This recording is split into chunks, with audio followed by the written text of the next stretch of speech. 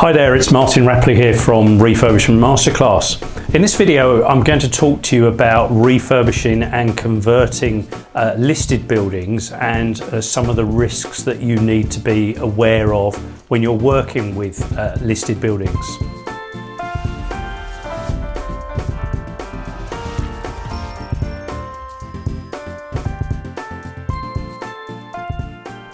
I think for me the important thing to know about listed buildings is that in many ways you need to be in love with that particular property. It's a building that although you actually own and you can quite correctly own the freehold, you are in many ways a trustee of that building for the country. And so it's important to understand that you are responsible for whatever happens to that building whilst it's in your ownership. And that's very different from a regular run-of-the-mill property that isn't listed, where you can to a greater extent do whatever you like to that property. I think the other thing that for me as a property investor, I look at listed buildings and I don't necessarily see them as a good thing for property investors to hold. I see them as a lot more of a liability because there are elements of that property that are outside your own control. And the thing with listed buildings is because they are listed, anything that you do to the building potentially needs to be agreed through the conservation team in the local authority and potentially also through the planning team in the local authority.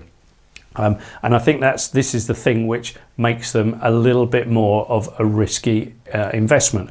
Let's completely at this stage discount grade 1 listed buildings. They're the buildings, they're generally stately homes, castles and things like that. And let's talk about grade 2 listed buildings, the kinds of properties that are in most towns, sometimes to a greater or lesser extent. Grade 2 listed buildings, it's generally just the external fabric that is listed. Grade 2 star listed buildings, generally the external fabric and some other points, perhaps an ornate fireplace, a staircase, a particular internal detail. But let's talk about grade 2 listed buildings. Even if you are purely converting that house into let's say an HMO, you will almost certainly need to get listed building consent to do that work. Generally with listed buildings, the permitted development C3 to C4 has been removed, and as a listed building you'll need to get planning permission. So there's some risk attached to that, of course.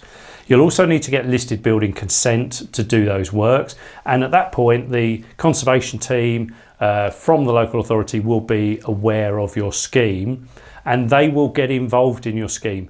And even though you may not be changing anything to the external fabric, you may well be fixing new partitions into the external fabric from the inside, and therefore they may well get involved with that, the specification and the detail there.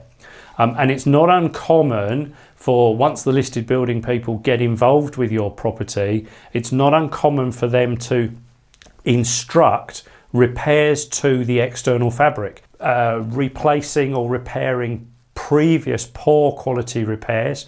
Or it could be that something that's not really a massive defect at the moment, that they insist that you carry out and rectify straight away. And really that's the reasons that I think listed buildings are and can be a bit of a liability, and why I personally wouldn't buy a listed building as a long-term investment property.